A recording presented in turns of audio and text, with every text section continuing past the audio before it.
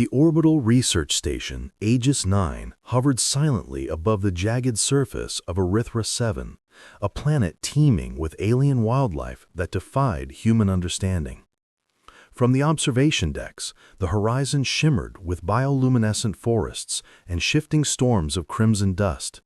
For most of the crew, it was another routine cycle, monitoring alien creatures, analyzing samples, and maintaining fragile peace between technology and nature. But that calm shattered in an instant.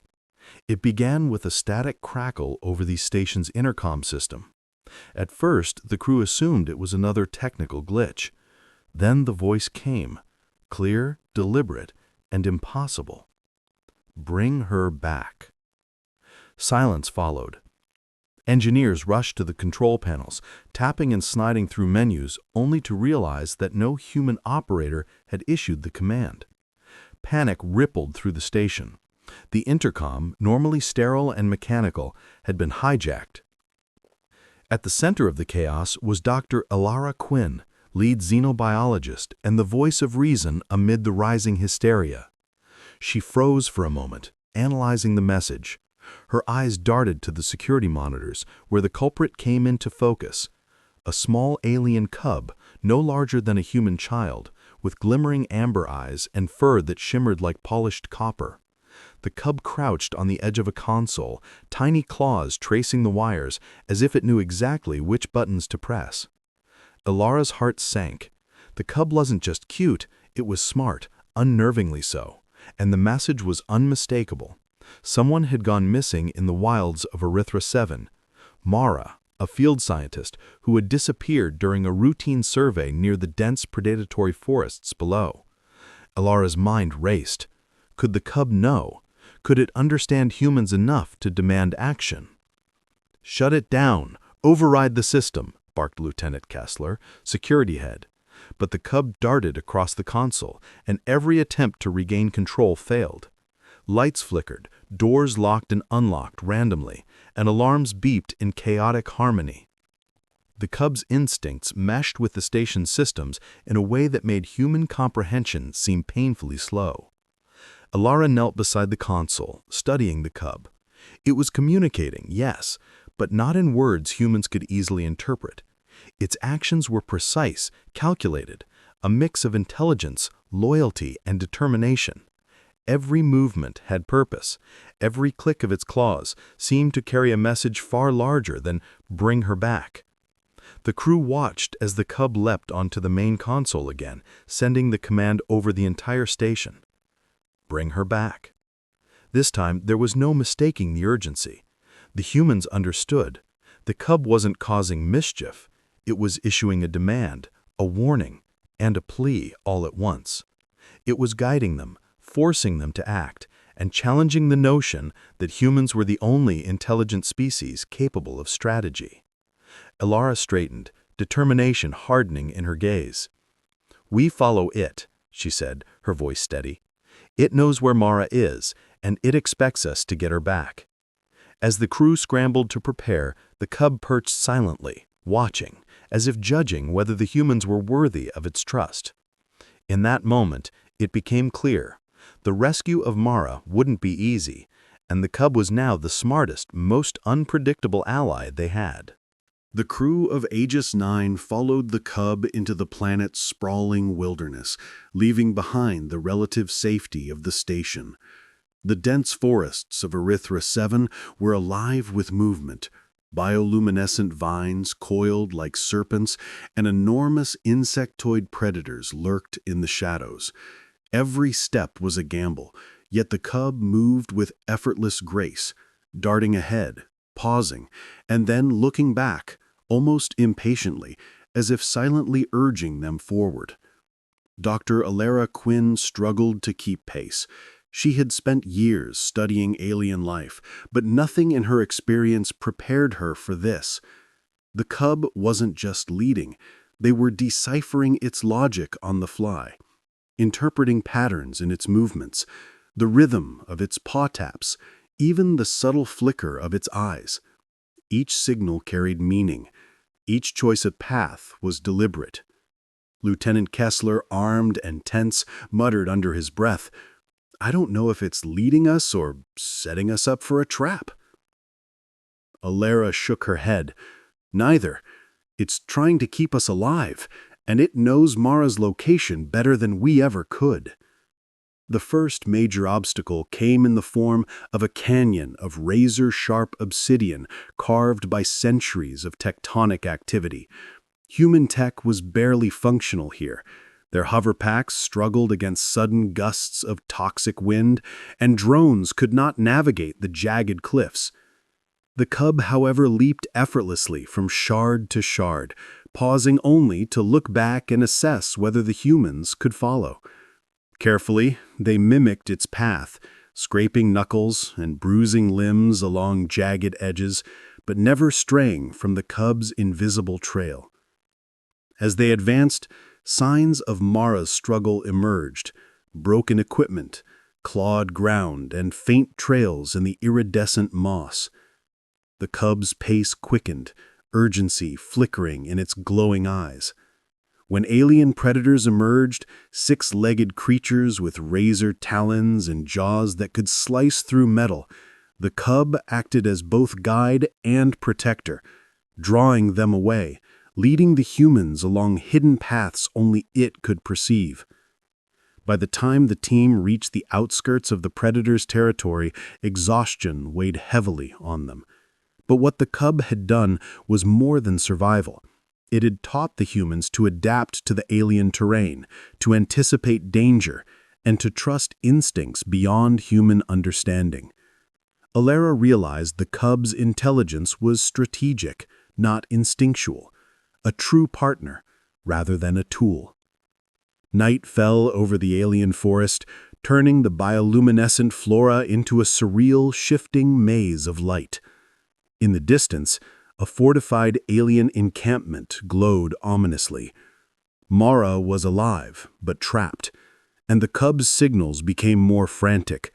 Paw taps, low growls, and subtle intercom bursts directed the humans toward the correct infiltration point. Alara clenched her jaw. She said, "This isn't just a rescue mission. It's a test of our ingenuity, our courage, and our ability to work with something not human. If we fail, Mara doesn't survive, and neither do we." The cub paused at the forest edge, looking back at them, eyes glowing with quiet insistence. It was clear. The humans had earned its trust, but now the real danger awaited. Mara's life and the proof of interspecies intelligence hung in the balance, and every step forward would test the limits of human courage and adaptability. The fortified alien encampment loomed ahead, a jagged labyrinth of towers and energy barriers that pulsed with ominous light. The humans crouched behind a thick wall of bioluminescent ferns, hearts hammering. Mara was somewhere inside, and every second that passed increased the danger. But the cub, ever vigilant, crouched beside them, tail flicking in impatient rhythm.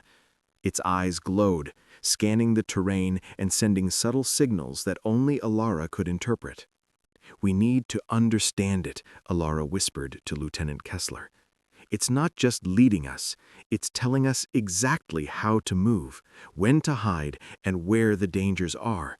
If we can read its cues, we can succeed." For hours they experimented. Paw taps became directional signals. The cub emitted low-frequency vocalizations, which Alara translated through a makeshift intercom amplifier. They discovered a rudimentary language emerging. Patterns meant stop, quick flicks meant go, and sequences of growls warned of enemy patrols or traps. The humans began to respond, matching gestures and signals to show the cub they understood. Slowly, a true interspecies communication system formed. The tension skyrocketed when a patrol of alien guards appeared, moving silently through the glowing foliage. The cub froze, ears twitching, then signaled them to drop into the shadow of an overhanging cliff. The humans obeyed, barely breathing as the patrol passed within meters, unaware of their presence. It was a clear reminder: The cub's intelligence wasn't instinct alone. It was strategic, tactical, and anticipatory. Elara led the team deeper, guided by the cub's signals. They encountered traps designed to crush, electrocute, or capture intruders, but each obstacle had been anticipated. The cub's insights, combined with human ingenuity, allowed them to bypass dangers that would have killed an unprepared crew. They learned to trust instincts, improvise, and act with precise timing, proving that human adaptability complemented alien intelligence in ways no technology could achieve alone. Hours later, they reached the holding area. Mara was there, restrained but unharmed. She looked up in disbelief as the cub approached, pawing at the control console with purpose. Elara and Kessler worked quickly, using the cub's signals to disable the barriers. The aliens guarding her reacted instantly, but the humans were ready. They coordinated movements, anticipated responses, and turned every challenge into an advantage, proving the HFY theme. Human courage, creativity, and cooperation could overcome any threat. As Mara stepped free, the cub growled softly, circling the group like a sentinel. It was more than a guide. It was a partner, a strategist, and a protector. Elara met its gaze and nodded, understanding the depth of what they had achieved. This rescue wasn't just about saving a colleague. It was about learning, adapting, and proving that humans could rise to extraordinary challenges, even when the rules of the universe were not their own. The team retreated into the forest under the cub's guidance, leaving the alien fortress behind. Every step they took reinforced a hard truth. Humans could survive and thrive by combining their ingenuity with the intelligence of other species. Mara was safe, but the lessons they had learned would shape not just this mission, but the future of human-alien cooperation. The forest of Erythra 7 glowed in a surreal luminescence as the humans, guided by the cub, retraced their path back toward Aegis 9. Every rustle in the undergrowth, every shifting shadow kept them alert. Mara walked beside Elara, still shaken, but recovering her composure, while the cub darted ahead, pausing periodically to ensure the humans followed safely. Its intelligence had been undeniable throughout the mission, but now it acted with something more profound, a sense of purpose, almost like pride. Yet danger was not done with them. The hostile alien forces had realized their captive had escaped and mobilized quickly, sending patrols to intercept the team. When a squad of six-legged predators appeared, its mandibles clicking and energy shields humming, the humans froze. But the cub reacted instantly, coordinating their movements through subtle gestures and low growls, guiding them through a hidden canyon where sensors and traps were ineffective. Elara marveled at how naturally human ingenuity and alien instinct blended. They navigated treacherous terrain, improvised solutions for broken equipment, and set distractions for the patrols. Every decision relied on trust in each other and in the cub. Their success was not due to brute force, but to adaptability, courage, and strategic thinking, the hallmarks of humanity. As they neared the edge of the forest, Aegis 9's lights appeared like beacons of hope. But one last obstacle remained, a deep ravine with only a single, narrow bridge formed by alien vines. A patrol waited on the other side. The cub bounded across first, testing the tension of the bridge and signaling the humans in perfect synchronization. Elara and Kessler moved deliberately, covering Mara as the cub flipped traps and redirected the patrols, turning what could have been a death trap into a calculated escape. When they finally stepped onto the safety of the station, the relief was palpable. Crew members rushed to meet them, astonished at the story. Mara hugged Elara tightly, tears mixing with exhaustion. And the cub, no longer just a research subject, stood proudly at the console, eyes gleaming with intelligence and satisfaction. The station erupted in celebration. But Ilara knew this was more than a victory. It was a revelation. The cub had challenged human assumptions about intelligence, loyalty, and cooperation. It had demonstrated that bravery and ingenuity were not exclusive to humans, yet it also showed that humans excelled when adapting, improvising, and trusting one another, even across species. Ilara knelt beside the cub, gently stroking its fur. "You weren't just our guide," she whispered. "You were our partner.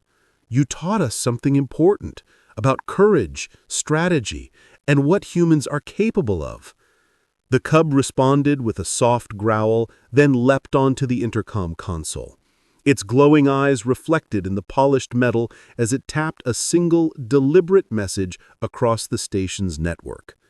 "Bring her back and keep learning." That night, as the crew celebrated and the forest outside shimmered with alien light, Ilara looked out from the observation deck. Humans had survived a world that could have destroyed them, guided by courage, ingenuity, and a small, extraordinary ally. In that moment, she understood the essence of HFY.